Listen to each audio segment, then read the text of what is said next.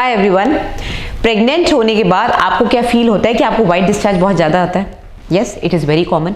Daily मेरे पास patients आते हैं कि मैडम वाइट डिस्चार्ज आ रहा है। स्पेशली जब 9th मंथ में शुरू होता है तो आपको लगता है पानी की थैली फट गई है, तो आपको लगता है कहीं बच्चा तो नहीं हो जाएगा मुझे।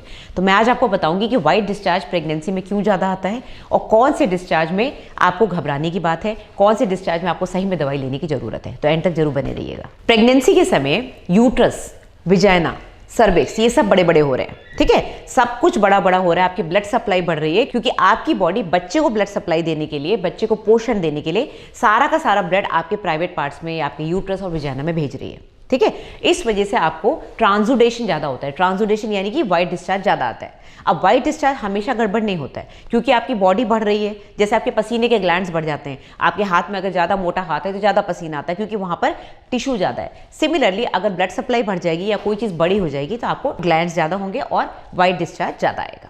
ठीक है, तो पहली बात तो हर वाइट डिस्चार्ज के लिए आपको भाग के जाने की जरूरत नहीं है।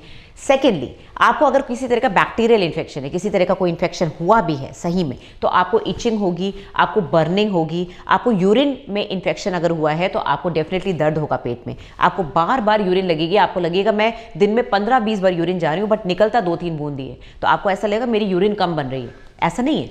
नॉर्मल इंसान को पूरे दिन में 3 या 4 या मैक्सिमम 5 बार यूरिन लगती है जिसमें 200-250 ml निकलता है क्योंकि किडनी नॉर्मली इसी रेट पे यूरिन बनाती है। अगर आप हर 10-10 मिनट 15-15 मिनट से जा रहे हो तो बनेगी कैसी यूरिन? इतनी यूरिन है ही नहीं अंदर। आपको जबरदस्ती सेंसेशन हो रहा है कि आपको यूरिन जाना है, आप जाते हो, निकलता कुछ नहीं, आपको दर्द होता है, आपको डर लग जाता है मेरी यूरिन बंद हो गई।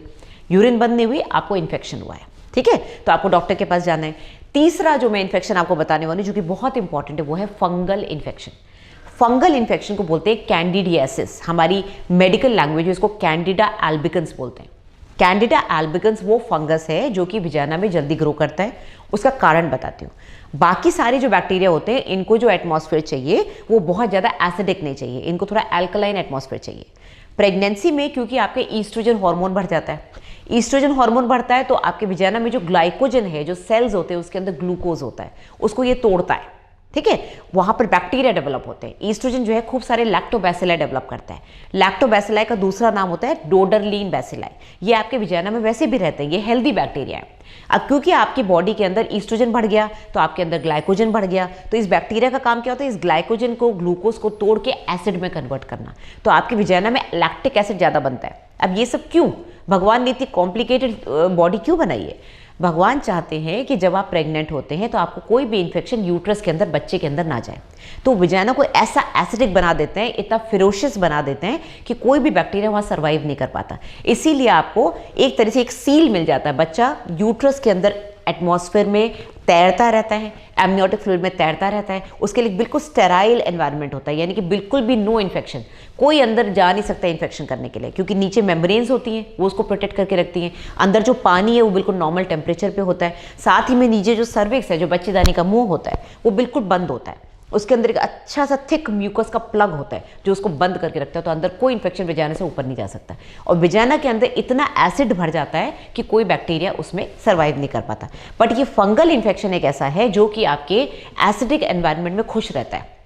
एक तो उसको बहुत सारी शुगर मिल जाती है क्योंकि आपकी विजाइना में जो लैक्टोबैसिलाई है और जो ईस्ट्रोजन है उसने बहुत सारे ग्लूकोज बना दिए, ग्लूकोज वाले सेल्स बना दिए, तो उसको ग्लूकोज मिल जाता है। साथ में मॉइस्चर मिल जाता है क्योंकि ज़्यादा डिस्चार्ज आ रहा है, उसको मॉइस्चर चाहिए ग्रो करने के लिए, तो वहाँ पर वो ग्रो करना शुरू कर देता है और ये एसिडिक एनवायरनमेंट में जिंदा रहता है। तो जब एसिडिक एनवायरनमेंट pH 7 से कम हो जाता है, प्रेगनेंसी में 4 या 4.5 रहता है, उसमें भी ये ग्रो करता है। और जो लेडीज़ ससेप्टेबल होती हैं, कौन सी हैं वो लेडीज़? या तो वो वीक हैं, उनकी आज सच इम्यूनिटी कम है, या फिर प्राइवेट पार्ट्स का ध्यान नहीं दे रहे हैं, बहुत ज़्यादा गीले कपड़े पहन रहे हैं, या फिर बहुत ज़्यादा गीलापन रहता है, सिंथेटिक कपड़े पहनते हैं, बहुत जगह ऐसी जगह रहते हैं जहाँ पर पसीना बहुत ज़्यादा आता है, गर्मी बहुत ज़्यादा है, तो जहाँ मॉइस्चर बढ़ेगा ये फंगस ग्रो कर जाएगा।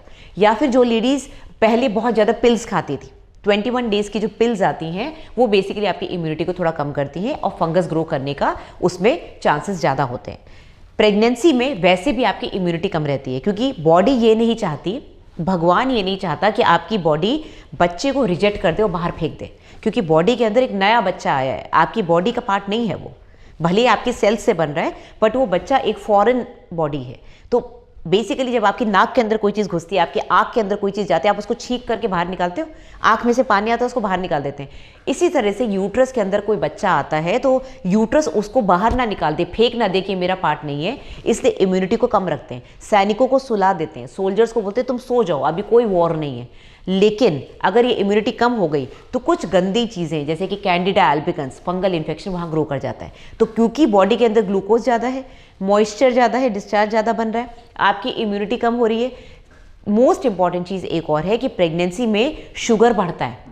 आपको पता होगा जो मेरे पेशेंट्स हैं, जो बाकी पेशेंट्स भी हैं, प्रेग्नेंट पेशेंट्स हैं, आपके डॉक्टर आपका शुगर चेकअप 2-3 बार करते हैं। शुरू में करेंगे, 7th मंथ में या 6th मंथ में आपका ग्लूकोज टॉलरेंस टेस्ट होगा, देखने के लिए बॉडी का जो शुगर है वो डाइजेस्ट हो रहा है कि नहीं।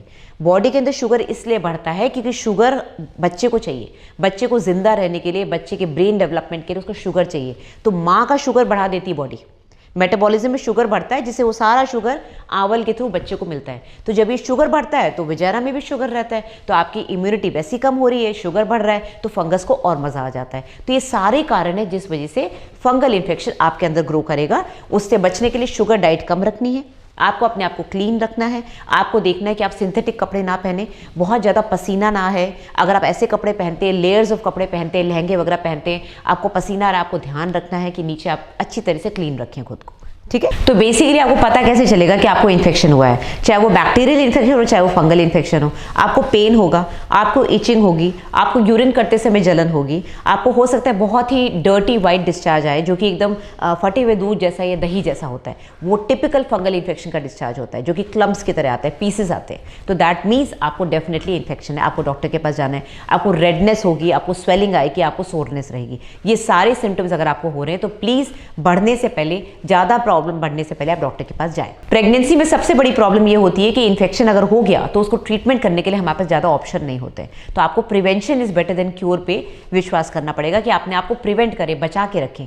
क्योंकि एक बार इन्फेक्शन हो गया, हम आपको एंटी फंगल टैबलेट नहीं दे सकते, क्योंकि टैबलेट जो है सिस्टमिक सर्कुलेशन में जाएगी, आपकी बॉडी में जाएगी, बच्चे को हार्म कर सकती है। बहुत ज़्यादा इन्फेक्शन होता है तो 2nd-3rd ट्राइमेस्टर में कभी कभी मैं टैबलेट दे देती हूँ, अगर पेशेंट को इतनी दिक्कत हो रही है और लोकल ट्रीटमेंट से फर्क नहीं पड़ रहा है।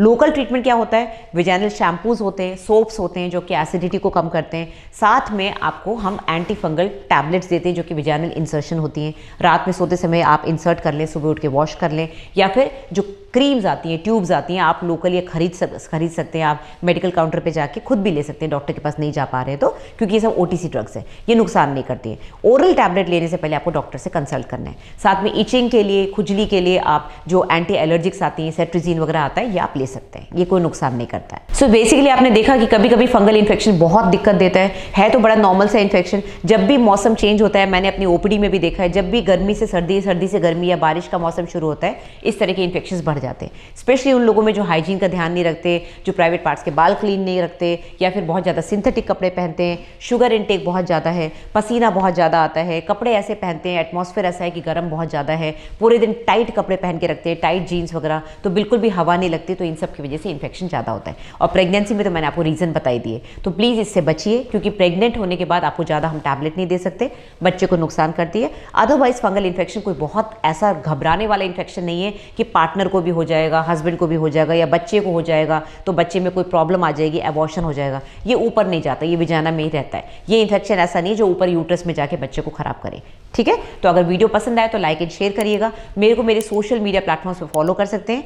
मेरे से डायरेक्ट कंसल्टेशन के लिए आप या तो इस नंबर पे व्हाट्सएप करें, तो आपको 2 दिन के अंदर कंसल्टेशन मिल जाएगा, मेरी स्टाफ आपको जवाब दे देंगे, या फिर आप मेरी वेबसाइट पे जाके कंसल्ट डॉक्टर सोनल पे क्लिक करके पेमेंट करिए। उसका स्क्रीनशॉट हमको इस नंबर पे भेजिए जो मैंने फ्लैश करा है, व्हाट्सएप करें कि आपने पेमेंट कर दिया तो आपको अपॉइंटमेंट मिल जाएगा। Thank you very much. Hi everyone, welcome to my pregnancy course. I am your gynecologist at the doorstep. Now, इस कोर्स में बेसिकली मैंने आपको क्या बताया है, मैंने first trimester, 2nd trimester, 3rd trimester अलग अलग कोर्सेज बनाए, बिकॉज आप लोगों को दूर बैठे बैठे कई बार डॉक्टर्स से बात करने का दिल करता है, आपके पास हर क्वेश्चन का जवाब नहीं होता है। फर्स्ट ट्राइमेस्टर में मैंने आपको वो सारी प्रॉब्लम्स बताई है जो फर्स्ट ट्राइमेस्टर में होती हैं, चाहे वो ब्लीडिंग हो, चाहे वो वॉमिटिंग हो, चाहे वो सप्लीमेंट्स की प्रॉब्लम हो, चाहे वो एक्सरे करवा लिया तो क्या करना है, पेट में दर्द हो रहा है तो क्या करना है, कौन सी दवाइयाँ आपके डॉक्टर प्रिस्क्राइब करेंगे नेचुरली, नॉर्मली उस पर्टिकुलर कंडीशन के लिए। सेकंड ट्राइमेस्टर की प्रॉब्लम्स जो आप डॉक्टर के पास जाके चेकअप कराते हो, डेफिनेटली इस कोर्स में मैं चेक नहीं कर रही हूँ आपको, बट मैं आपके क्वेश्चंस का जवाब दे रही हूँ। जो क्वेश्चंस मेरे पास रेगुलरली आते हैं, एंड थर्ड ट्राइमेस्टर जो कि बहुत इंपॉर्टेंट है, डिलीवरी की तैयारी हो रही है बॉडी में, तो इन सब में क्या करना चाहिए। तो बेसिकली आपको फर्स्ट ट्राइमेस्टर अलग से लेना है, सेकंड अलग से लेना है, थर्ड अलग से लेना है। इस पूरे कोर्स का एक कॉम्बो भी है, कॉम्बो पैक भी आप ले सकते हैं। अगर आपको लगता है नहीं मैं सिर्फ फर्स्ट ट्राइमेस्टर लूंगी, पहले देखूंगी, तो आप पहले फर्स्ट ट्राइमेस्टर लेके देखिए। और अगर आपको इसके अलावा भी कोई क्वेश्चन है तो आप बिल्कुल कोर्स खरीदने के बाद वहां पर एक क्वेश्चन है, उसमें आप अपना क्वेश्चन डाल सकते हैं, उसका आंसर आपको मिल जाएगा, चाहे वो ऑडियो में मिले, चाहे वो वीडियो में मिले, चाहे वो रिटन मैसेज मिले।